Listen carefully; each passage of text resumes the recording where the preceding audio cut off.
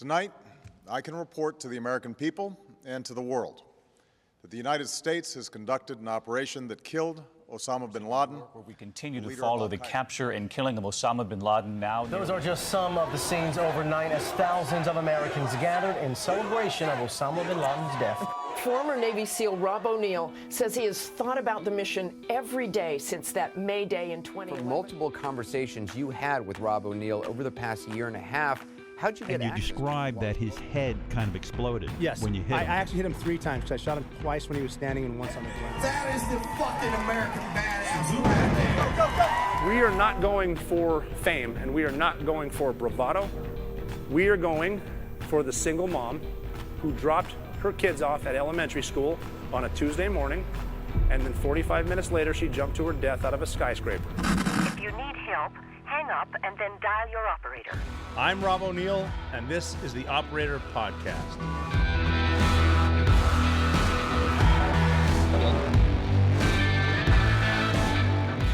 Welcome back to the Operator Podcast. I am Robert J. O'Neill. Before I mentioned going to the Mike Murphy Museum in Long Island, New York, and I would recommend going to see that if you can. The Mike Murphy Museum is obviously named after Lieutenant Michael Murphy. He was the Navy SEAL, the first sailor awarded the Medal of Honor since Vietnam. He was in the fight that was depicted in the book and the movie Lone Survivor, which was when 4 Navy SEALs were inserted into a valley in eastern Afghanistan in the Konar province. 4 snipers were inserted. They had a quick reaction force and an assault team. They were going after a guy by the name of Ahmad Shah, who was a bad dude, Taliban leader. The 4-man team that included Murphy was ambushed. Marcus Luttrell was there, the lone survivor. Danny Dietz and Matt Axelson. And during a horrible gunfight, everybody was shot, everybody was hurt. They were to the point where they were shooting, moving, and communicating, which are the 3 keys to what you do as Navy SEALs, but they were getting hit, and they were to the point of jumping off of cliffs, fighting for each other, fighting for the guy next to them. And in some gunfights, it gets so bad that you're not fighting for, liberty, freedom, and apple pie. You're fighting for the guy next to you. And it got to that point, and they couldn't get air support because of they couldn't get communications with the base, and the mountains were so bad that you just couldn't make communications. There was no line of sight anywhere. Murphy made the call he was going to send himself out into the middle because he had what's called an iridium telephone. It's a non-secure line, but you can make a phone call. And he actually gave Marcus the rest of his magazines knowing he's going to die, but he had to do it in order to get help, to get a quick reaction force in there. He ran out to the middle of the field. As he was getting hit, he made the call to base and was saying, we need this. My guys are getting ripped apart and all that stuff. And what was said later was his last words were, "Roger that, thank you." And then he was killed on the mountain. And then quick reaction force came in. They were shot down, killing all 18 guys on board. And sorry, it was 16 guys, 8 Navy SEALs, 8 Army Special Operators. Michael Murphy was inevitably awarded the Medal of Honor. So his museum is in Long Island. I went out there to see that, and it was quite a place. I met with his father, Dan Murphy, his mom, Maureen. It's a museum that everybody needs to see. And there's a SEAL museum also in Fort Pierce, Florida, that I'm going to go see. I've never been to, but I'm going to check it out. So Mike Murphy also had a Navy ship named after him. It's the USS Mike Murphy, and it's a destroyer. It's an Arleigh Burke class destroyer.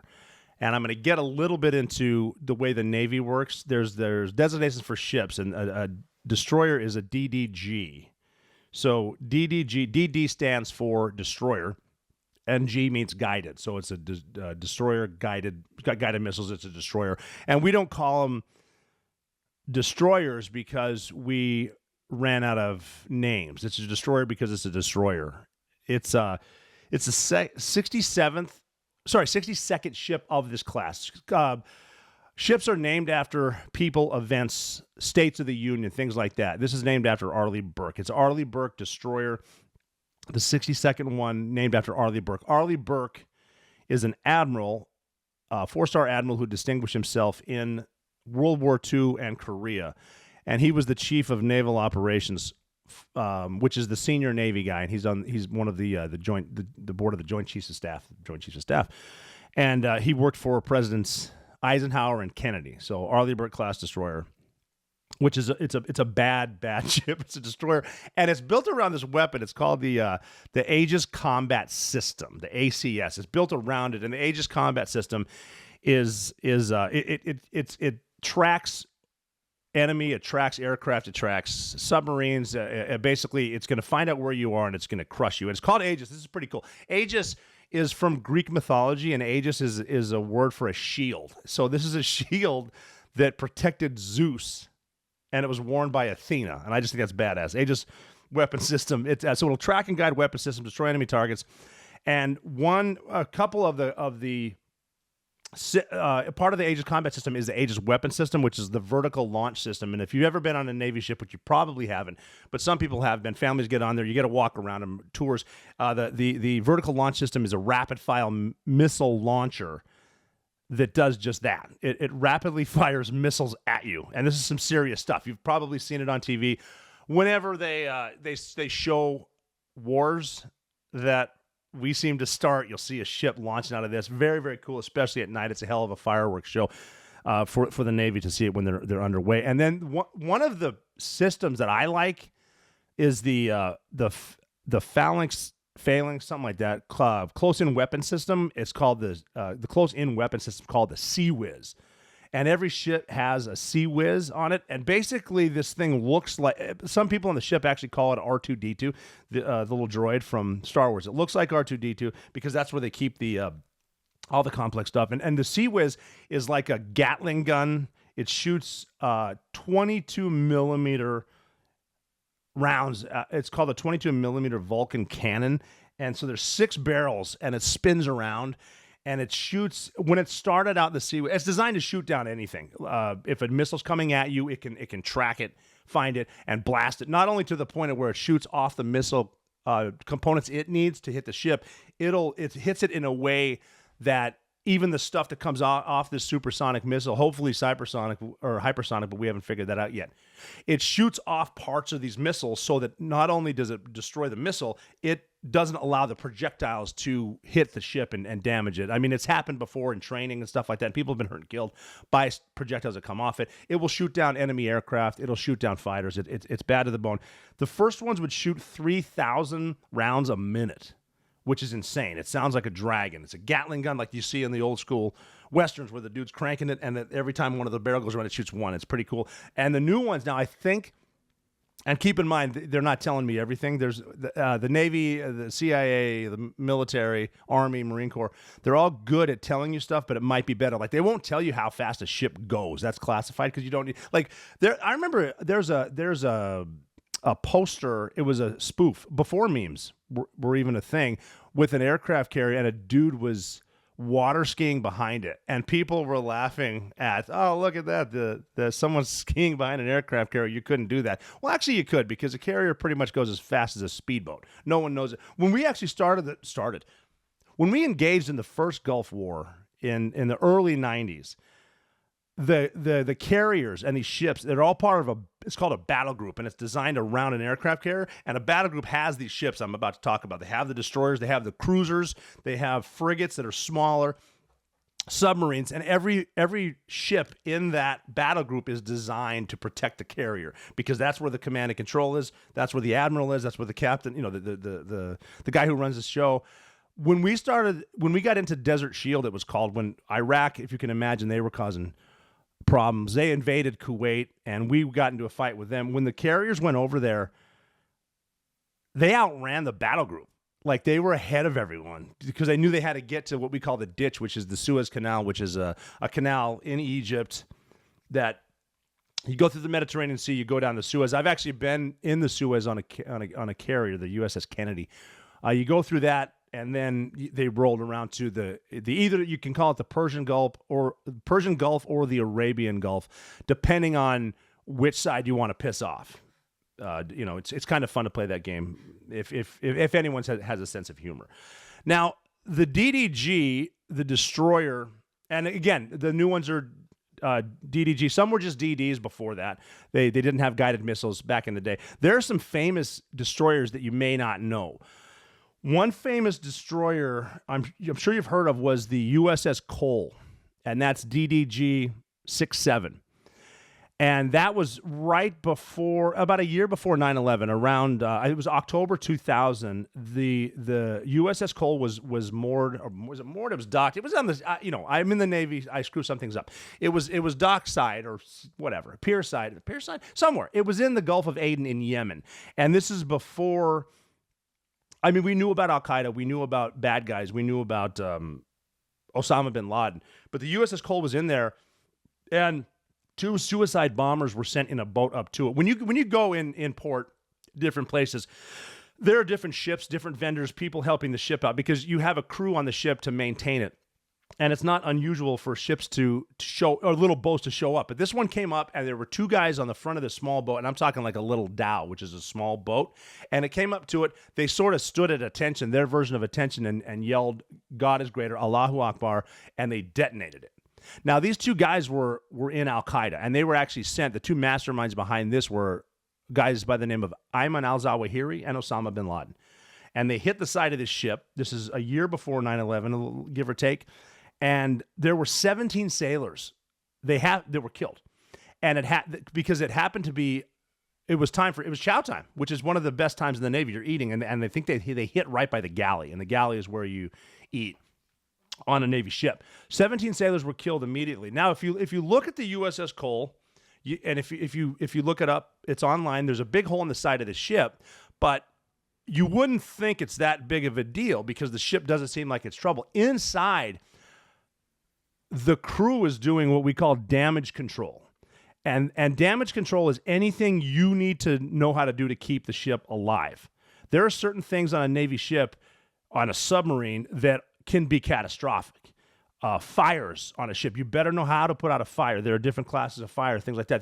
There's anything from radiological warfare, chemical warfare, nuclear, God forbid, and people need to know how to clean it, how to keep it afloat. And this ship was hit, and it should have sunk. Now, they're in port, so the 17 sailors died. More people could have died if it sunk, because you don't. The ships are divided into different parts, and you can cut them off. There are waterproof doors. You cut them off to keep them from sinking. People have been trapped. Like there are still sailors in Pearl Harbor on ships that sunk because they couldn't get out, and they will only allow military divers near it because it's a memorial. It's a grave. It's a cemetery. And so there's still people in those. So when this ship got hit, you got to figure these guys are rolling around. They're probably going to hit like Dubai and Bahrain. They're looking forward to Liberty because they crossed. This ship was from the West Coast. They crossed the Pacific. So they're thinking about the Philippines and Thailand. All of a sudden, boom, they get hit in port. Now there are people on board. There was actually one guy that I met who was, I think, a hull technician. I went to a school before I was at SEAL Team 6 on Dam Neck Annex of Naval Air Station Oceana, and that's where SEAL Team 6 is. And I was going through a course, and this hull technician was on the ship, the USS Cole, and he was telling me that he was surprised how a lot of people didn't know what to do, and he was running around. They were up for days and weeks doing everything they could, everything from pumping the water out to sealing off certain watertight hatches, rescuing people, pulling. And he told the story, and I'm a Navy SEAL. What do these guys know? This guy told this story, and you could see the emotion because they're at war. This is before 9/11 now. The Navy's at war. These sailors are at war. These dudes that, we make fun of the little tie they wear in the Navy whites, and they have on the dress blues, and I'm a sailor, so I can say this. There's 13 buttons on your dress blues if you're an E6 and below. And we would always joke and say that is 13 different times that you can say no. Stuff like that. But now all of a sudden they're fighting Al Qaeda, and they're defending the USS Cole. So that was a destroyer, DDG-67. Another famous destroyer is the USS. It's called the Sullivans. This is a very, very cool story, and there's a lot of inspiration behind the story. The USS Sullivan is a DD, so it's DD-537, and I'm going to look this up too because I'm sure they're going to keep this name in there. It's a Fletcher class destroyer. So it's named after 5 brothers of Irish descent, the Sullivans, and they were George, Frank, Joe, Matt, and Al. And they were 20 to 27 years old. And they all, this is World War II, 1942. They all agreed to go in together as long as they could serve together. As long as all five get on the same duty station, they're all going to do it. And at the time, the military didn't really care for this. They don't want a lot of potential next of kin to be serving together, but they weren't really enforcing it. It's 1942. We're in World War II. You know, we got bombed at Pearl Harbor a year before that, so they're like, yeah, cool. So they were assigned to the USS Juno, which is a ship that was involved in Guadalcanal, which is the Pacific Theater. Huge fight. Navy, big time involved. The Pacific Theater was big for the Navy because you got all kinds of famous battles. The Battle of Midway, the Battle of Course. Guadalcanal, Marines were on land. There's naval gunfire air support going in. There are Navy planes fighting Japanese planes, kamikazes. You know, they were doing suicide bombings before it was cool like it is today, ramming their planes with warheads, you know, after taking the shot of Saki. All kinds of anti-aircraft stuff and subs. So the USS Juno that the Sullivans were on was hit by a torpedo from a sub. Now, a lot of these ships do get hit and they don't sink right away, but this was hit in November 1942 and it was forced to withdraw. A number of ships have been hit by a bunch of different things and they're leaving. They're going to go back to an island, obviously not there. They're going to an island near the Solomon Islands for repairs. The Sullivan brothers are on it, and on their way back, they had a modified fleet going back to get repaired. They got hit again by a torpedo from a Japanese torpedo, and this one, the story goes that it was hit in the magazine of the ship, and the magazine is where you keep all the weapons. That's where we keep the bombs, whatever we have, and it hit and it exploded really quickly. So it got blown to hell, and the ship was going down. Now, there are certain rules of tactical command. Everywhere you go, when you're on the ground, whoever has the best tactical sense will be in charge of whatever's going on. In the Navy, in the fleet, they're going to call that the senior officer senior officer present afloat, the SOPA. And so he's in charge of the whole thing. So the guy that was in charge was Captain Gilbert Hoover. And he was the CO. So he's a captain in 2006. He is the CO of the I remember the story. He was the CO of the USS Helena. And I know how to say that right because it's the Helena, not the Helena, because Helena is the capital of Montana, and I'm from Montana. Gilbert Hoover was actually instrumental, I guess, in the nuclear program, like inventing the nuclear bomb, which is awesome because we don't kill enough of each other. Let's make nukes. So Gilbert Hoover was there. Now, he was on a ship. The Helena was also hit, and they're going back. And I wasn't there. This is 1942, but they're steaming as fast as they can, and he saw it get hit, and he made the decision, well, no one could have survived that. We're going to keep going. And so they left. So they rolled out. They left the ship. They let the Juno sink. The Sullivans on board. No one can live, says Hoover. Turns out 100 of them did. So 100 guys lived off the Juno, and guess what? Now they're in the Pacific and they're in the water. So he went back to the ship in order to repair his ship, and he's, as far as I'm concerned, they didn't want to send anyone back, any boats, any ships to look for survivors. To me, I think you're doing it. I think you do it. I think you got to go back to check for your guys, but I was never in World War II, and I don't know what that combat was like. So he made the call, his call. He's the CO, the senior officer present afloat. They did send a B-17, which is a bomber, and it went over to look, and it spotted guys in the water. So there are dudes out there, Navy sailors, and they're in the deep water, in the Pacific, just got shot down. There's God knows what's going on out there. However, because they're at war and we don't have the kind of satellite communications or crypto stuff to encrypt what we're saying, they were under orders to maintain radio silence because you got guys, everyone back and forth, different language, talking in code. Like the way that in World War II, we would hire Native Americans to speak their authentic native language because the Japanese didn't. Just awesome stories, like very cool heroes. So this B-17 saw them, but they couldn't say we got guys in the water because they have radio silence. So they had to go back several hours later, and they had to make an official report. And again, we don't have email. We don't have computers. We might have typewriters, But they do the paperwork to say, hey, we got about 100 guys in the water. Because there's so much going on, the only way to communicate with each other is paperwork. This paperwork got lost in piles of paperwork, and they didn't find out about it. So this is like 7 days, and they found it. And they sent it's one of those, it's a flying boat. I might have seen them, the planes that can take off out of the water, land in the water. They sent a flying boat. Out of the 100, 10 guys lived. So the rest of the people, imagine this, they died of exposure, sunburns, thirst, the elements, hunger. I hate to say this, sharks. There are sharks that will attack you out there. You get sharks in the middle of the ocean that are hungry, and they're going to eat. They recovered the 10 guys, and the debrief that they got, and this is the Sullivans, they said that Frank, Joe, and Matt died instantly. They were near the magazine. They died instantly. And they said the day after, they did manage to get, there's some sea water activated lifeboats. So some said they weren't like, not all of them were out there swimming. Some were in the lifeboats. They said the day after Frank, Joe, and Matt died, they said Al drowned after that. So they're all dead. And they said, and this is a sad story, they said George went crazy because George knew all 4 of his brothers were dead. And they said because of the elements, because we're never going to get rescued. Can you imagine being at sea, lost at sea? I can't imagine being shipwrecked. Yeah, and they said he went over the side. The story was they went over the side. He went over the side, and they never saw him again. And so all 5 of the Sullivans were killed.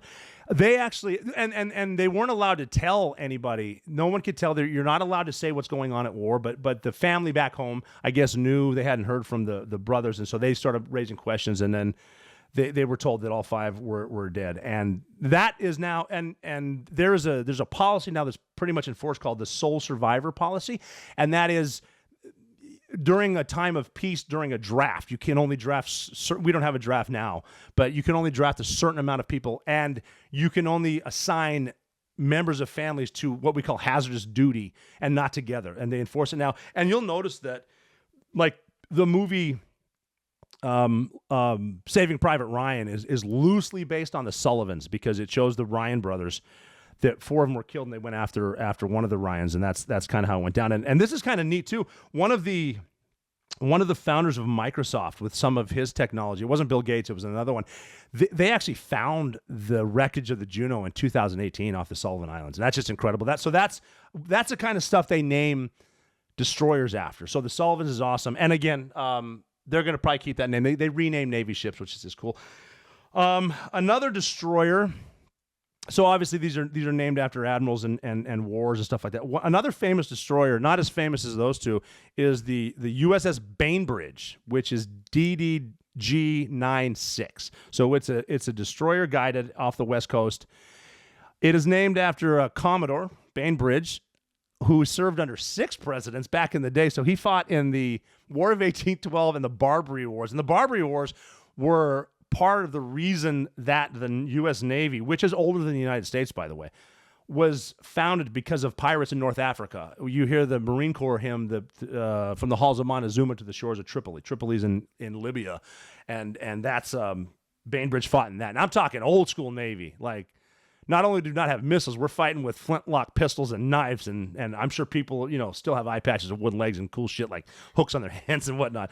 So named after Bainbridge. The reason the Bainbridge is famous, it was part of a small battle group when we went after and rescued Captain Richard Phillips from Somali pirates. So it's kind of cool if you. We were told about the mission on Good Friday, April 10th, 2009, and I was in Virginia Beach at my daughter's Easter tea party on her, at her preschool. She's 4 years old. It's a Friday. It's a long weekend, and I was going through line we had it set up for. We're feeding our 4-year-olds like shit that 4-year-olds eat. I had a pink plate in my hand, and we got a call, and they said that Captain Richard Phillips had been taken by Somali pirates, and you guys are going to go get him now. And that's also my birthday, April 10th. Good call. And so we had never done this before. SEAL Team 6, we were designed to rescue American hostages at sea, but we'd never done it in over, 28 years. Never been done. And we'd always said we could do it, but we never did. And I got the call at Rollingwood Elementary School, made my way to Dam Neck.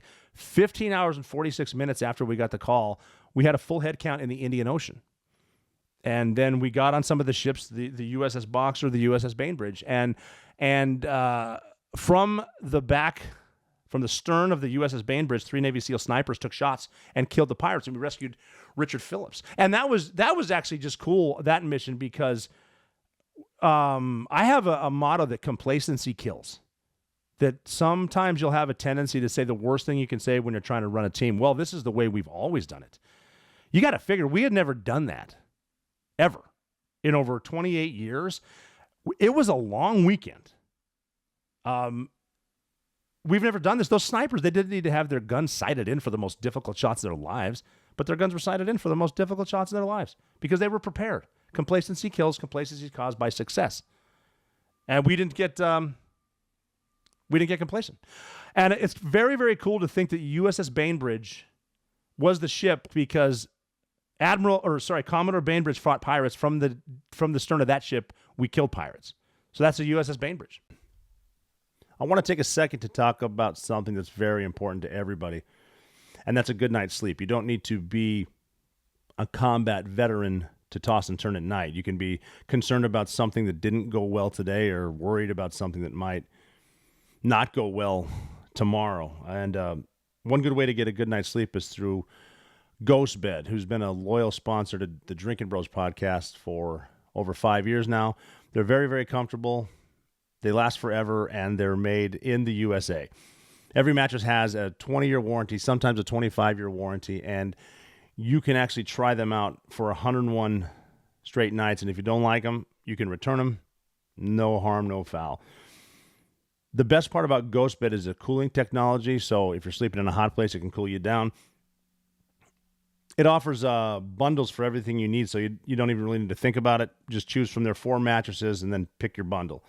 So whether you just need a mattress and a frame or you want it all, like they have cooling pillows and sheets, you can get the best bang for your buck. Right now, Ghost Bed is offering 40% off Ghost Bed bundles where you get a mattress and an adjustable base, or 30% off everything if you use the code DrinkinBros at ghostbed.com/DrinkinBros. Okay, I need to backtrack a little bit. This is my podcast, so I need to tell sort of my part of that story. I'm assuming you may not have read my book or whatever. This is my podcast. I'm not going to be interviewing myself, so I need to tell my parts of the Captain Phillips rescue because there's so much more to combat than just the running around yelling and go, go, go and shooting people and shooting people in the face like a lot of the T-shirts on Instagram like to say. There's a human element involved. There's families involved. I mentioned I was at my daughter's Easter tea party when we got the call. There's a code that comes across, and I had a set amount of time to get to where I was going. And that means you have to get to where you're going, get a full head count, and we need to be what's called wheels up in a certain amount of time. I'm not going to say what that time is, but this means you need to get, in our case, I think it was 103 people. You need to get to where you're going, get the bosses where they need to be so they can call certain commanders, certain generals, certain civilian leaders, while the sled dogs, the enlisted men, and like the troop commanders, the chiefs, master chiefs, get all the stuff on certain trucks to go to the airport. You got to keep in mind now there's so much going on behind this too. The boats had better be ready. These big boats that we take, these speed boats, which means they need to have all of the mechanic stuff done, all the fuel ready to go. The air guys, the riggers, they need to make sure the parachutes are rigged and loaded, and there's got to be a jump master inspection, whatever they do. If you can imagine throwing these huge cigarette boats out of a plane flying, there's a lot that goes with it, and then they better open. And we got to make sure the stuff is ready, and we got to make sure the guys are there, full head count, who's where. And this goes down to making sure your bags are packed. Make sure you're ready. There's a sign above where it's called a muster, where we group up every morning at SEAL Team 2, and I think it puts it fittingly. It says, are you ready for war today? You should be. Meaning your bags better be packed. And that's everything from what are you going to wear on the flight over? Do you have extra socks and foot powder? What are you going to do when you're bored, when you're at a forward staging base? Do you have something to entertain yourself? Do you have... I would bring a cribbage board, cards, and some books to read, stuff like that, because I can trade books out, things like that. But then all your Your magazines that you put in your gun better work. Your bullets better be fresh. Your gun should be cleaned. It better be cleaned. Is it in a waterproof bag? How are you going to do it? A lot of stuff needs to be ready because there's a certain amount of time. So I'm leaving my daughter's Easter tea party. I have a set amount of time to get to where I'm going, but I'm ahead of schedule. And there's a 7-Eleven outside of the base where SEAL Team 6 is. So I stop at the 7-Eleven. Again, don't be afraid to think outside the box. Don't be afraid to know how to handle what's called contingencies, because the only time the perfect plan ever works is in the planning room. Something might happen, and something usually does happen. It rarely goes how it's planned. So I stop at the 7-Eleven with a plan. I'm going to get as much cash as I can out of the ATM. I'm going to get a log of Copenhagen and a carton of cigarettes. The reason I'm doing this is because I had been told that, we might not end up where we want to go. I'd been told that before by my bosses. I'm going to be jumping. I'm going to be the lead jumper today on the east coast of Africa, but we might not end up where we want. If I land somewhere, what we would call a semi-permissive environment, meaning they're not quite the enemy, I might be able to barter with the locals. So I got cash. I might be able to barter with the locals with the cash, buy my way to safety. I might be able to barter again with the tobacco, the Copenhagen, the cigarettes. I might just have cash and cigarettes somewhere. So I'm in line to get my stuff. And this is early in the morning. This is I just took my daughter to preschool. So it's early in the morning. There's a guy in front of me at the 7-Eleven. There's one guy in front of me who's not in a hurry. I'm in a hurry. And this guy is a blue-collar dude, a big guy. He works for a living. He's a construction guy. He's a lineman or something. He works on the power lines. He just finished the night shift or something because he's not in a hurry. I'm in a hurry. One of the things he's buying is a USA Today. It's a newspaper. And the headline of the newspaper is about the mission we're trying to go do. And this guy's all patriotic, and he slammed it down on the counter in front of the guy working, and he kind of announced out loud with his last bit of energy for the day, "Man, I sure wish someone would do something about this." I'm standing behind him, and it's almost ironic because it's not quite real to me yet. And I tap him on the shoulder, and he turns around, and I go, "Buddy, pay for your shit, and we will." And he's staring at me. And I said, "I'm not even kidding. Like, the national security timeline is squarely on your very broad shoulders, my man." And he kind of gets it. He knows where he is. He's right in front of Damneck. And he moves out of the way, and I get my stuff, and I leave. And I got to work on time. All my guys got to work on time.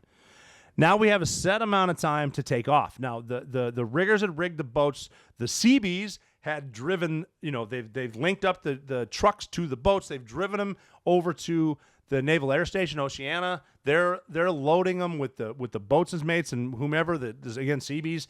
And they're loading them on the C-17s. Keep in mind all the moving parts here. They flew up from Pope Air Force Base, these huge Air Force jets. They're putting the stuff on there. The riggers already had all of our chutes packed, every chute for every operator to jump with. They also brought extras. They brought extra parachutes in case, some asshole hits one and pops off in the plane. Fine, put on a new one. They brought tandem rigs. For tandem masters, we might need to jump more stuff in. We got guys, myself included, who can jump tandems. We got a couple out of the squadron. And, we're doing we don't need to put on our parachutes yet because we got like a 16-hour flight. So we get in there, and like I said, we have sold SEAL Team 6 as a team that can do this in a certain amount of time. We will be wheels up at H hour, or whatever they call it. I don't know, some hour with a letter in front of it. And we're at 59. Like, we're taxiing both lanes, and I remember looking at the commanding officer over there, and he's looking at his watch, and this is on him. We've been selling it since 1980, and I remember we took off at 59 minutes. It was awesome. So now we're taking off, and we're going over. We don't know what the hell we're going to do. All we know is the USS Bainbridge, a destroyer, is towing an orange lifeboat, and there are pirates inside, and Captain Phillips is inside. Now, we'd never done this. We thought of everything imaginable, from submersibles to cruise liners. How do we get hostage off a yacht? For years, we were thinking outside. Nobody ever thought of an orange, fully engulfed plastic lifeboat from a merchant marine ship being towed by a badass Arleigh-Burke-class destroyer. That's where we're at. And now, what are we going to do? So we decided, here's what it's like being smart. I hate when people say something like, "Well, you don't need to know. You're on a need to know basis, and you don't need to know." That's bullshit. Tell your people what they need. They need to know everything. If your people know what they're doing and why they're doing it, They're going to be better. Hopefully you have people that you've taught them how to do their jobs and they're not going to be irresponsible with it. Teach them how to do everything. So we kind of went around to everybody and said, think of something. Anything. Everybody here, including the newest guy there. Now, keep in mind, the newest guy at SEAL Team 6 has been a Navy SEAL for a long time. He's not. We wouldn't even call them new guys. We call them newer guys because they've been to war. They've been around. They're Navy SEAls. But now they're at SEAL Team 6, which not everybody gets to. And we're having them come up with plans. Everyone came up with plans, and we were everything from ram the boat with our boat. Maybe they'll flip. We can swim, grab Phillips. I thought our plan was best. My team's plan was we figured that these guys aren't terrorists. The pirates are not terrorists. They're criminals. And it had been a lucrative business because they take these fast boats, they climb the ships, and because of just geniuses, lawyers that come up with rules of engagement, you're not allowed to carry weapons on a merchant ship. Good job again, guys. Wow. If you want to lose anything, get lawyers and politicians involved. They will fuck you. So they couldn't bring ships. The Somali pirates knew they could roll up, take the ship, not hurt anybody, keep the crate.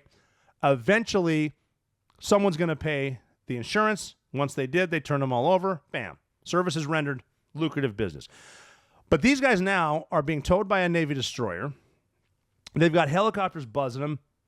They're out of khat, which is their drug. It's like a speed. They chew it. It's like a tobacco-looking thing, but it's like apparently an awesome drug. They're out of that. They're thirsty. They're seasick. They realize they might have fucked up. They just want to go home. So the plan we came up with that I thought was brilliant is give them radios that they can make communications to the village elders of their tribe, which will give them radios. They can talk to each other, and we will tell them, we're going to drive you in there. You guys keep talking. We're going to drop you off. You're going to give us him. Done. That's our plan. However, as we bring him in, the sun's going to be going down. We're going to jam the communications. It's about 3 miles away, and it's dark. Now we're going to roll up about 3 miles, and we're going to drop them off there. The communications are jammed. They don't know that they're not in front of their village, and we're going to be there. My team's there. They get out. We're armed. They're armed. This is going to go a certain amount of ways. You're either going to die, you're going to give them us, or we're going to take them. So that was our plan. I thought it was brilliant. Our plan was never to kill the pirates. We were not there to kill the pirates. We were there to rescue the hostage, however we can do it. So unlike the movie, we didn't put snipers on the back of the Bainbridge to kill them. We put them there. When we were about to attempt the rescue, we told the snipers, watch them, make sure nothing unsafe happens. And that's what the snipers were doing. They were making sure nothing unsafe happened. Something unsafe happened. They were doing mock executions on Richard Phillips, putting a gun to his head and pulling the trigger, nothing in there, and this is a bad situation. The 3 remaining pirates on board showed themselves at once, and the sniper shot. And there was no 3, 2, 1, execute. These are professional fucking snipers. Now, here's what I love about these snipers is their guns were sighted in. Like I mentioned earlier, they were just ready to shoot, and they took the shot. Here is a funny story, because I was involved in some pretty big missions, and obviously the Bin Laden raid is a big one that people want to know who did what and where. I was getting coffee when Captain Phillips was rescued. I was in the chief's mess. I was a new chief in the Navy. And on ships, they have a thing called the chief's mess. And everybody knows the chiefs run the Navy. You got the senior enlisted chief, senior chief, master chief. I was a chief. I'm in there bullshitting with other chiefs. And we got a message that said, we got him. And so a bunch of dumb chiefs are in there like, texting or whatever back like, got who? I'm like, dude, we just got him. And they got him. The sniper just got Captain Richard Phillips. One of the training scars we had on this, I was the lead jumper for that mission. So when you're training, assume shit's going to go different. We have things called training scars, meaning something that you do in training, you kind of make it easier on yourself, or you do something for safety regulations that you don't normally do. We've never done this jump for real. One of our training scars was there'll be safety boats, because we did this a lot. We would jump off the coast of North Carolina and Virginia, and it's the ocean, but it's not Somalia. And because we're the Navy and nobody outranks safety, we would have things called safety boats out there. And they would do is they would spin in circles so they make a wake. You can see the white foam on like the corners. We call that a drop zone. So as a lead jumper, I'm the guy that leads them in. I would see the white corners. Oh, there's my drop zone. Oh, there's the boats I need to hit, and I would land nicely. When I jumped out, so my plane is actually in front, but it's below the second plane. My job is to jump out of this one. They're all going to follow me. I got to pick these guys up and get under canopy and then find the boats. When I jumped out, I do my count. I think I did a 6 count to get lower, and we're only jumping at like 7,000 feet, something like that. We jump out, I pull, I got to turn left, pick them up, and now I look down. Guess what? We're in Somalia. There's no safety boats. There's no traffic. There's no dudes out there doing whatever. I can't find them. I don't know where the boats are. Now, I'm in a position where I need to lead these guys in. I can't see where we're supposed to land. Now, I'm concerned about that, but I can't freak out these guys. Them worrying about me not finding the boats doesn't matter. I need to pretend I do. So I'm doing this stupid shit like leg kicking for turns. Like, I think I remember looking down thinking, oh, that's got to be a boat. I don't know, that's just a whale shark. Something like that. What happened was we were doing a daytime jump. We didn't do a nighttime jump. I don't believe in jumping into the ocean at night because if you lose someone at night in the ocean, you're probably never going to find them. Even in the daytime, it's hard to find people. When we got all super cool back in like right around 2000 or 2002 or something like that, everyone started getting the new camouflage stuff, the digital camis. Marines got kick-ass digital digis, and the Army made different ones. Air Force did. The Navy made blue camis. And I remember thinking, so let me get this straight. You want to match the water. Like when you fall in, you want to, I think there should be orange non-camouflage with seawater activated smoke. Anyway, I couldn't find them, and the reason was because the sun was glaring. Once I turned, I did see the 4 boats. And you don't need to jump at night because this is a big ocean. You can go over the horizon where they can't even see you, land there, and then just drive into them. So that was it. So we landed there. I actually managed to land right in a big jellyfish, which sucked. But then we all got on there. So the cool thing about it, we never done it. We sold it, but 15 hours, 46 minutes, we had 103 people in the Indian Ocean. And then on Easter Sunday, we rescued Richard Phillips. And we learned that not only when Navy SEAL snipers kill you, they'll kill you in the morning on Easter, which they did. So that was another famous aircraft carrier called the Arleigh Burke class. Now the next one, the newest class of destroyer, is a really bad motherfucker. It's called the Zumwalt class. And it's named after, and this is a cool sounding guy. His name was Admiral Elmo Bud Zumwalt, and he was the 19th CNO, the youngest chief of naval operations ever, and he was distinguished in Vietnam. He's actually famous. This is really cool as a very senior flag officer. He is known for making life underway better, life at sea better for enlisted, because enlisted guys kind of get the shaft underway. They don't really care about you. Your job is to make the ship run. You're just there. Officers are upstairs eating in the wardroom with like shiny crystal and silverware and shit like that. And we're downstairs, enlisted guys doing whatever. He made it better at sea for enlisted, and he was actually known for what they called easing racial tensions underway. And that's cool. It's kind of a one team, one fight thing. I don't care who you're with.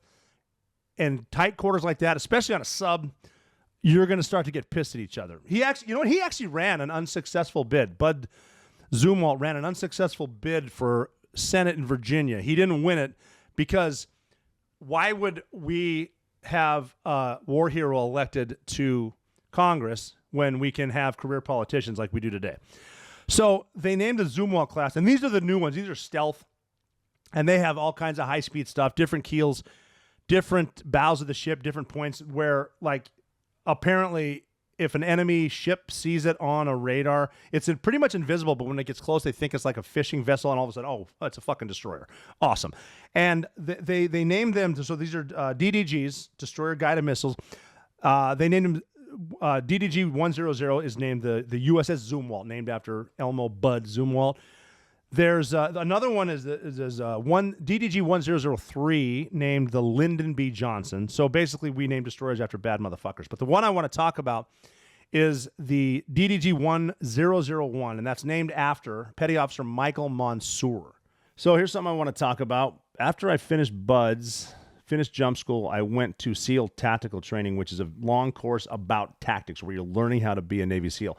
One thing that I realized there is that a lot of people dip tobacco. As soon as I got to the range, I started to dip. You're at the range, you dip. When you finish a skydive, you dip. When you go to a brief or a debrief, you dip. If you're giving the brief, chances are you dip. So I dipped tobacco. I was to the point of the ritual where even in Iraq and Afghanistan, I would wake up early so that I could eat breakfast quickly so I could have a dip. pure ritual. The issue is, for almost 20 years, I was dipping tobacco. I love the ritual. I don't like the tobacco. So if you're dipping right now, I recommend trying Black Buffalo. It is a tobacco-free dip, and it's available in a few different flavors.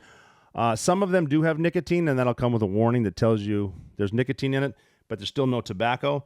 And the other one, the other kind is just 100% ritual, zero tobacco, zero nicotine. It's made from food-grade products, plants, and it has the texture and the taste of the dip you love. If you're dipping now and you're looking for an alternative, I highly recommend that. This Black Buffalo has won 4-time Best New Products by third-party publications, made in the USA for U.S. consumption. Born in the Midwest, raised in the South, it is, like I said, made in the U.S. Very proud supporters of the U.S. military, first responders, anyone that dips, I highly recommend this. Check out blackbuffalo.com and use the promo code THEOPERATOR, one word, and get 15% off of your first purchase, and I highly recommend it.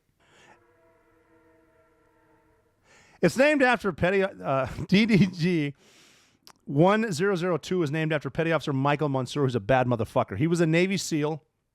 He went through basic underwater demolition SEAL training in 2004. He was Bud's Class 250. He's just a bad dude. He got assigned to SEAL Team 3, and he was in Task Unit Bruiser, which is famous in a few books. He worked with Chris Kyle, American Sniper. He was over there in the shit. And I didn't get to work with Mike Mansour. I had been to Ramadi, not at the time he was there. But everyone I've spoken to, and I worked with guys at my squadron at SEAL Team 6 that worked with Mike Mansour, and just a salt of the earth, the best dude you ever want to work with. And in some, these Navy SEALs and Marines, they were really good about fighting alongside Marines, Army with tanks, infantry stuff, fighting in the streets of Ramadi in Iraq, which gets very, very hot. And he'd been in gunfights, Mike Mansour, where he had run through fire to grab hit comrades and drag them through gunfires. Mike was actually awarded the Bronze Star with Valor on this deployment. He was also awarded the Silver Star Medal, which doesn't even get Valor. The Silver Star Medal is awarded for what they say gallantry above all pay grades, badass shit like that. And then they got a gunfight in the daytime with some insurgents, and he was with some Army dudes and some SEALs, and apparently they got in a fight, and they tried to get a better position on high ground. They went to a rooftop, and a grenade was thrown onto the roof, and it was gonna hurt, kill, and maim everybody there. Mike Mansour jumped on it. So he jumped on the grenade, he took the blast, and it killed him 30 minutes later. And for that, Mike Mansour was awarded the Medal of Honor, which is the nation's highest award. I hope to get someone on here that worked with Mike Mansour. That's a hell of a story. So that is the Zumwalt class. They're still working on it now. The Zumwalt class destroyer is so secretive that they've told us that they're not going to continue the program. They went back. The Mike Murphy, the Arleigh Burke class destroyer, was supposed to be the last destroyer of the Arleigh Burke class. They're going to move to the Zumwalt, but they had some issues with it. It's too expensive. I'll let you absorb that. Our government said it was too expensive. You know, we got money to shit to Ukraine and everything else, but it's too expensive. And they did apparently the Zumwalt, the DDG's 1000, actually, I guess, broke down in the Panama Canal, which is a man-made canal, separates North and North America, South America, somewhere in there in Central America, in Panama, if you can imagine that. It broke down somewhere. There's been issues at some sea trials, so they're saying they're not going to go back to the Zumwalt. So that's those are destroyers. That's their name. So Navy ships. There's a very cool heritage. I always got into the heritage, courtesies, customs, traditions. I thought it was always neat. Plus, if you're going to join the Navy, it's important to know that stuff just to advance. You got to take written tests to advance in the Navy. Even Navy SEALs had to do it for your rates. Now, ships are named after certain events. So there's different ships. I mentioned the aircraft carriers that are fast as hell, and they're the center of the battle group, and they have the aircraft on them. They're aircraft carriers. They're usually named after presidents. They're usually named after famous battles or famous sites of aviation. And the way they're described, they're CV, which is carrier aircraft, which makes sense. And then there's CVN, which is carrier aircraft, which it's nuclear powered, and it's multi-mission aircraft, multi-mission stuff like that. They can do all kinds of stuff. They have SEALs and some Marines, and they're in charge of the battle group, all kinds of good stuff. let's see. There's different ships. There's the Nimitz class, and there's a USS Nimitz, which is named after Admiral Chester Nimitz, which is pretty cool. Nimitz is a great name. So obviously famous admiral, there's the Nimitz. And then we have carriers named after presidents. So we got the Eisenhower, the Reagan, the George H.W. Bush, the Roosevelt, the Lincoln, the Washington, and then there's the Kennedy, obviously named after President Kennedy. And I need to segue into this. I actually did another deployment. My second deployment at SEAL Team 2 was on the USS Kennedy, which is an aircraft carrier. So I got to see, and I know a lot of people don't get to see this, but if you're a patriot or if you just think you're cool, I really think everybody should see flight operations on the deck of an aircraft carrier. It's just awesome. And obviously it's the jets taking off and landing, but you got to see the crew, the enlisted crew working it. The wires, the lines they use to land on the tail hooks, the way they're talking. There's the air boss that cracked me up. The air boss is a senior aviator, and he's up in the bridge or the thing above the bridge is where you control the ship. There's another one above their flight ops, something like that. And all he does, he's in the military, but he's not even using military terms. He's yelling at you. He's dropping F-bombs. You're a fucking idiot. What are you doing over there? Yelling at people. There's different color coats. You got the corpsmen, you got the guys doing the shit, the awesome shit, and you just see this finely tuned machine. I was on the Kennedy. I got to see it. I actually landed on a carrier and took off on a carrier before. Very, very cool. Lots of different pilots. Pilots are awesome. We'll get into pilots. They're just so cool doing that stuff because, I mean, that carrier looks big. That is not a big runway. You got to be very precise. But these pilots get so good. There's like 3 wires that they can pick, and these pilots will bet each other on which one they'll hit, I guess. Maybe they're not supposed to do that. That's the rumor I heard. My lift buddies was an aviator, and they're just really cool guys. But I want to talk about our turn on the USS Kennedy, what Navy SEALs did at sea. We were on this, so this is 1999. I'm in a platoon on the USS Kennedy. So we're going to go across, and basically we're going to do operations with different countries, different special forces, and we're going to sort of see the sights. We know we're going to go through the Suez Canal, which turned out to be awesome. We're going to see parts of the Mediterranean, and then parts of, going around, like seeing Israel, going around Yemen, getting into the Middle East. But we didn't have a lot to do. We had some space. We were able to, watch movies, hang out, do some MMA workout. We lifted quite a bit. We got to Egypt, which it's always fun to see stuff in person. We went to Egypt, and I remember thinking it's going to be so cool. My first impression of Egypt was, I remember the flies. The flies were everywhere. If you ever see any of those commercials where they're telling you to send money and you see the poor kid staring at you, wondering why the dude holding the camera didn't give him a sandwich. But you see the flies all over his face and crawling in his eyes, and you're wondering, why is he too weak? Why doesn't he just wipe his eyes? You know why? Because it doesn't matter. Because the flies are coming back. Just everywhere. It's horrific in some parts of that, just with the flies. But we know we're going to see the sights. Now, I'm on this deployment, and I did get permission a while back to use these names. There's 2 SEALs you may have heard of. Drago, who's a Polish guy, and Jocko, who was one of our junior officers. And what we were doing there, Jocko came up with the idea on the Kennedy that every Navy SEAL, because Navy SEALs are known for running and swimming, he decided that every Navy SEAL needs to be able to bench press 300 pounds.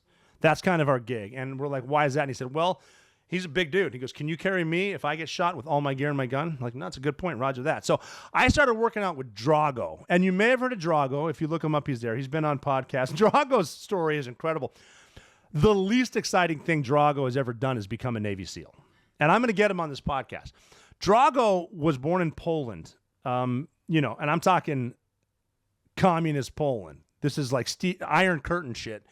And he was a political prisoner from the Russians. I heard most of his teeth are fake because they were kicked in.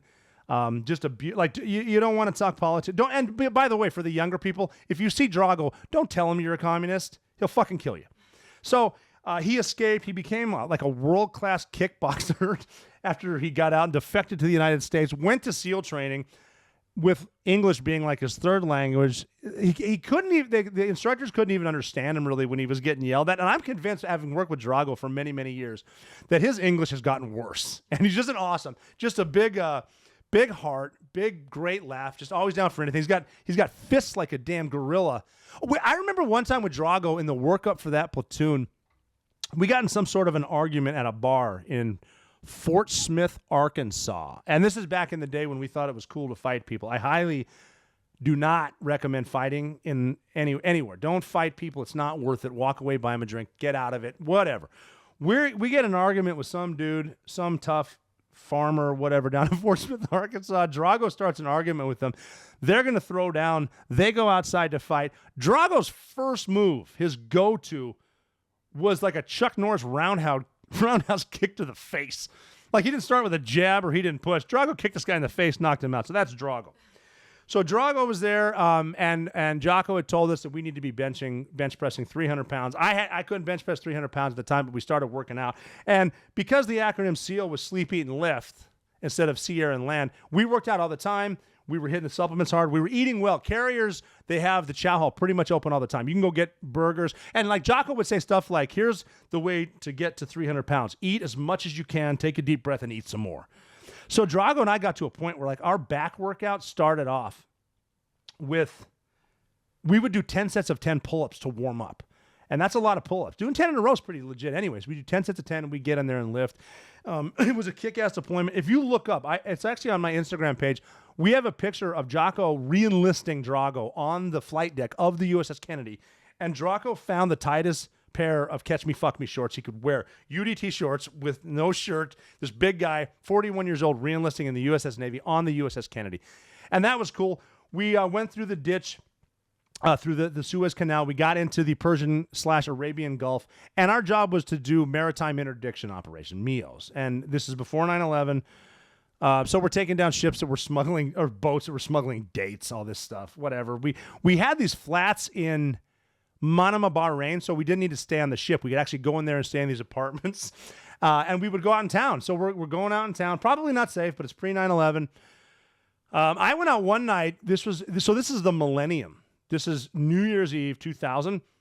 And I didn't know this, or I didn't care. But there was a curfew. Everyone needed to be on base or in your flats where you live. You're not allowed to go out in town. I didn't know this, but I went out, and there was an Irish pub. If you'll notice, anywhere you go, there's an Irish pub. I found an Irish pub, and it's full of people, and there's people from the airlines, Gulf Air.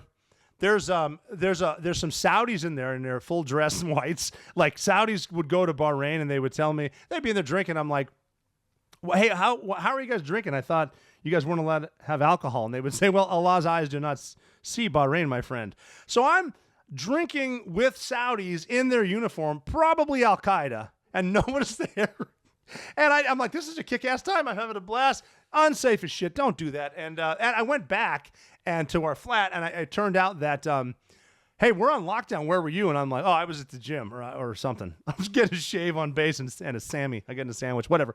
And then we turned out, we had a party, and I have pictures of this craziness, and I'll post them later. But I have pictures. We had a New Year's Eve party on the Millennium in Bahrain, and it was, I'm not going to get into the stories of that, but that party was so good because everyone's locked on base. The only Americans out in town are at this apartment, and no one's at the bars, so the locals came there. The party was so good. I have pictures of it. Like, there's a picture of one of our tables, one of our coffee tables. It has like little panes of glass. There's one pane of glass that was shattered by someone's head, and people would walk by and set their drink down, not knowing there's not glass there. It would fall through. We have this table of all these glasses shattered underneath because people were setting it down. People almost died at this party. So we had a good time at that party. Then we went back out on the ship, and we took down, there was a Russian tanker, the Russian tanker Volganev, that was smuggling oil. We thought we were cool and shit. And we launched from the Kennedy to a cruiser, which is another badass ship, a cruiser, and they're named after cities and whatnot. The USS Monterey, we went to that. And we did a takedown of a tanker, which we thought was high speed because it's pre-9/11 and no one's going to go to war anyway. This is the best thing ever. I was a sniper in the helicopter, and I was watching their movement. And we didn't know what's going to happen. You know, don't get complacent. You don't know what's going to be on there. But it turned out there was only criminals, mostly Russians, a few, like maybe one Iraqi, one one Iranian, and they were smuggling oil. They weren't supposed to because of what happened in the Gulf War. And, we got on the news, and they said Navy SEALs took this down. But I mean, the takedown was basically like a training op, and guys were grabbing kitchen knives, like, oh, these are weapons. And I remember someone mule kicked like a cabinet with dishes in it. He's like, hey, real world breach. Like, yeah, it's a breach. And then we brought it into Oman. We steered it there. I have pictures of, the balaclava and the MP5 because we're just cool guys, and we took that down. And that was a mission we did on the Kennedy. This is the Millennium in 2000. Went to a cruiser, like I was saying. Navy cruisers are named after cities, distinguished Americans, and famous battles. They're like cruisers are C, and CG is cruiser guided. So you got the Gettysburg, the Shiloh, Normandy, Antietam. We run the Monterey, named after cities, and then submarines. Submarines are cool. I've been on them a couple times, barely underway on them. Those things are tight quarters, very, very tight quarters. That one of the jokes they have about submarines is, the Navy's awesome. 100 sailors go down and 50 couples come back because they go underway for so long. It's like a prison sentence. But they're awesome, and they can carry more firepower than has ever been launched in war. Those are part of our deterrent. They're out there. One thing I like, and they're named after like sea creatures. Then they're also named after admirals and presidents, cities and states, things like that. Sea creatures are kind of cool. You got some cool ones out there. This is something I knew from studying. We have to take tests to advance. I learned the very first submersible, the very first submarine was called the Turtle, and it was deployed in 1775. So that's before we're even a country. And then you had to. Let's see, the first nuclear-powered sub was the USS Nautilus, the first submarine in the history of the world to travel under the North Pole, which I'm sure that feels shady because not only are you locked in this coffin, you're going under the North Pole, and that's pretty dope. Because at least if we get out, we're at the North Pole. Then let's see, the USS Growler, which is a cool sub. It's actually in New York at the Intrepid. So the Growler is up there. That's pretty cool. It's up there. Here's a cool one. So the submarine is SS, and there's SSBN, which is subsurface nuclear ballistic nuclear. And there's one of them that's named after a general. It's SSBN 601, named the Robert E. Lee, and that's the only ship named after Robert E. Lee because he was Confederate. But they have it, so it's only a matter of time before we change that because someone's going to be deeply offended. We have other ones that too. God knows where it's going to go with the new woke Navy, but we have subs called the Hamilton, the Grant, the Jefferson, John Adams, Monroe. There's one called the Stonewall Jackson, another Confederate. I think there's only 4 ships, maybe. I got to look that up, named after Confederates. And then the ones named after the state. There's the Alaska, Tennessee, West Virginia, Kentucky, Maryland. There's one, the USS Alabama. That's the one that was depicted in Crimson Tide. Denzel Washington, Gene Hackman, awesome movie. They were both right, by the way. And then there's Alexandria, Annapolis, the Boise, Charlotte, Hampton, named after cities. So now these ships they're all comprised of sailors, and every sailor has different jobs. So the Navy has jobs that you need to go to. So I mentioned like there's hull technicians, there's damage controlmen, quartermasters, people that steer the ship, stuff like that.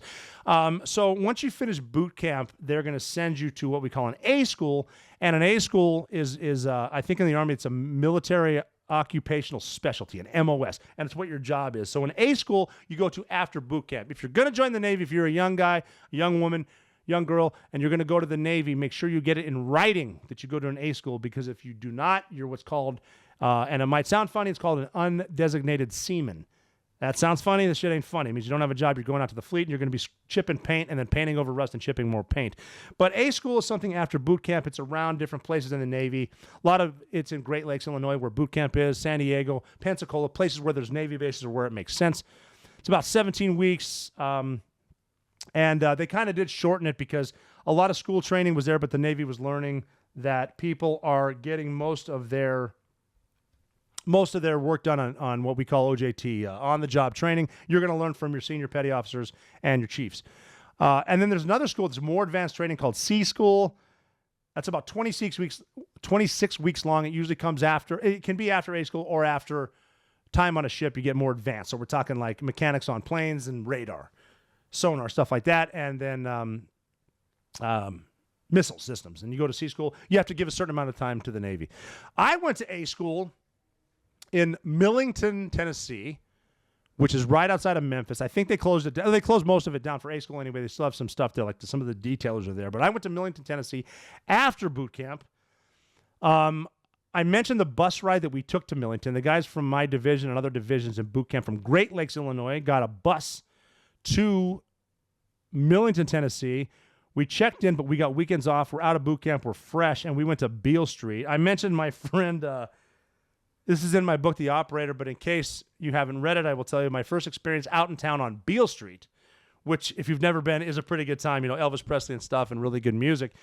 We went out there and we drank quite a bit, and I remember sitting on a bench with my friend Sean Tops. I'd mentioned him before. I'm going to get him on the podcast. I remember sitting there thinking we're in the Navy, but for some reason we're in Memphis, and we're outside, and this dude was over there, and he's outside his restaurant with some of his people he worked with.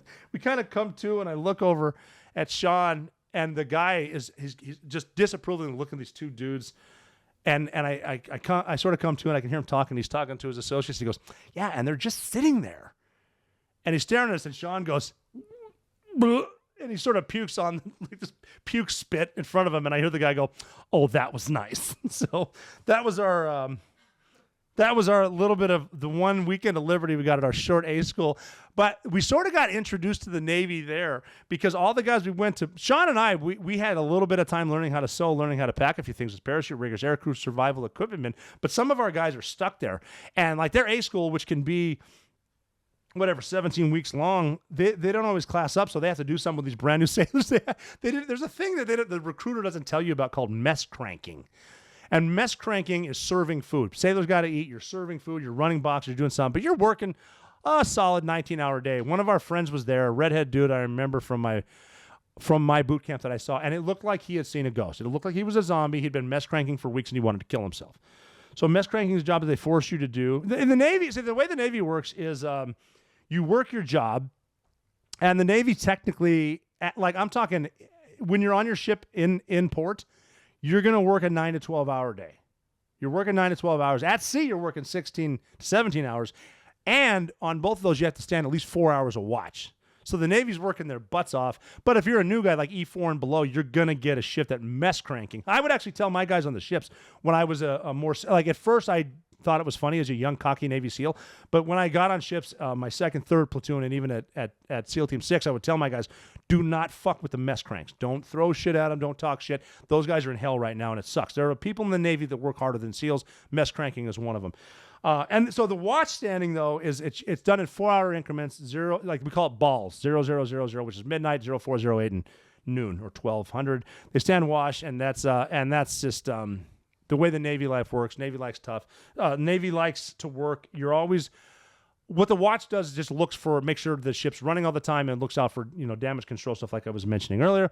And then there's stuff that every sailor needs to know. Like the Marines say that every Marine's a shooter, which is true.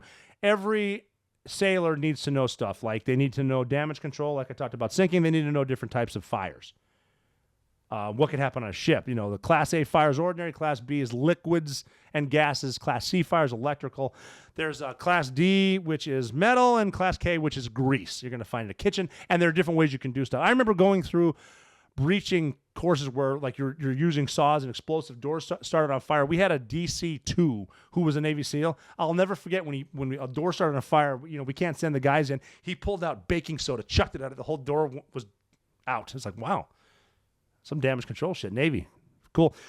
So people need to know stuff too. There's a famous carrier. There was a problem on the USS Forrestal, which is they actually use this now in training.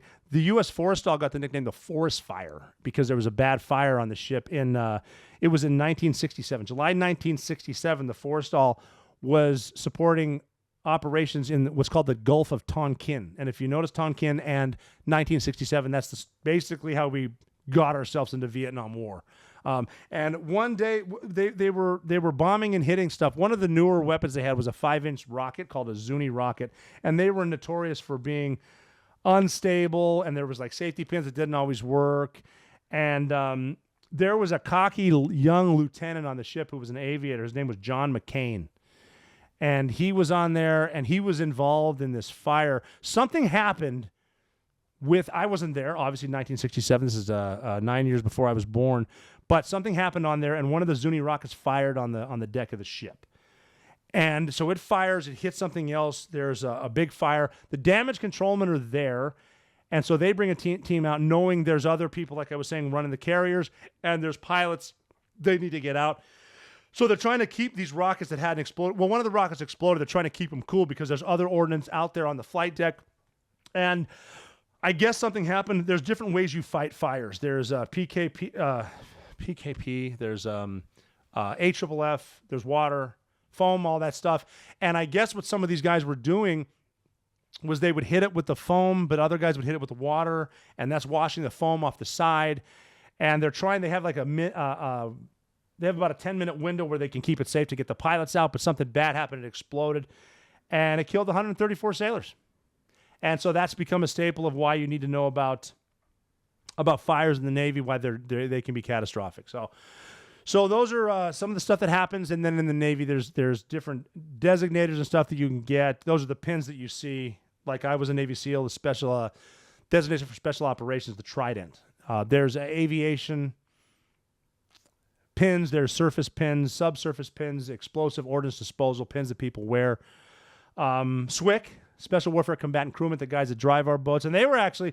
There's a movie called Act of Valor that I mentioned earlier. The coolest part of the movie isn't even Navy SEALs. It's the SWCC guys when they come around with the minigun. Like I mentioned earlier, the Gatling guns that shoot a couple thousand rounds a minute. Very cool. And Act of Valor. There's Fleet Marine Force, and then there's divers. So those are the pins that you see. These are the jobs that are in the Navy. And these are the people that make it run, divers. All the guys that make the ship run, damage control, stuff like that. And then I kind of want to get into what the Navy does big picture, because I'm getting into why Navy SEALs are on ships. This is, there's a triage. There's sea power involved. The Navy is usually in the middle of it because we have the finest Navy in the world. And what the Navy does is we provide what's called forward defense. We have a mobile airfield, forward defense. We're able to train with our units because of our mobility, and we call that alliance solidarity. And because these ships are so badass and you can't see the submarines and we know there's destroyers, that's called deterrence. So we have allies. We're going to deter you. At least that's what you used to do. I'm not sure what's happening now. And that's why I think the Navy's so cool, because the Navy's got pretty much all of this. The Navy has the best Navy in the world. The Navy has the best infantry in the world. The Marines are out there. The Navies have the best Air Force in the world, and I can prove it because you've seen Top Gun, both of them, and they're awesome. So that is what the Navy does. And my A school technically was basic underwater demolition SEAL training, or BUDS, and that's the one that's in the movie. So that is basically what the Navy does. And my A school was basic underwater demolition SEAL training, or BUDS. That's the one you've probably seen in movies or on TV or in books. It's a 26-week course that is in Southern California. Very, very difficult, but because you don't, I guess, get a designator, it's considered an A school. So it's an A school, then you go through advanced training after that. You do get assigned to a SEAL teams. I'm going to be able to talk about what it was like when I went through, because they always change stuff because we're always evolving. You know, like all good frogmen say, it was definitely harder when I went through because my BUDS class was the last hard class. But I'll get into that. The SEAL teams would get assigned to, and then what our jobs are to assist the Navy, to assist the armed forces, and basically our allies with worldwide missions. And we've been used before, and how we do it and whatnot. So I'm going to start the next podcast up with some good stories like that. Hopefully you haven't heard them. But for now, just remember, you are never out of the fight. I'll see you next week.